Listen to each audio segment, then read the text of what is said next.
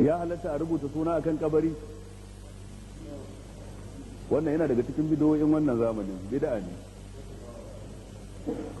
Abin da ake akan kabari bayan an binne mutum daidai da kasar da za a tara ba a son ta wuce ɗani ɗaya. Idan ka taɓe yatsunka haka tsawon haka ya kai inci nawa?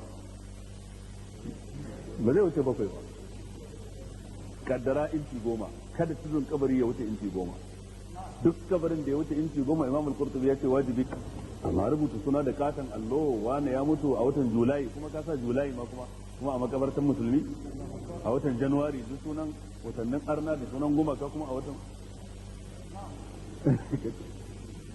kaga zulumatun babu ha fauka ba abu kenan. Wato matsalar tana da yawa, ya kamata mu kiyaye wannan. Amma nan duk kowane gari ka je makabarta haka za a gani ta musulmai, wato wanda ke nuna har yanzu sunna fa ba ta yaɗu cikin jama'a yadda ake bukata ba. Sai an yi aiki da gaske sosai sosai.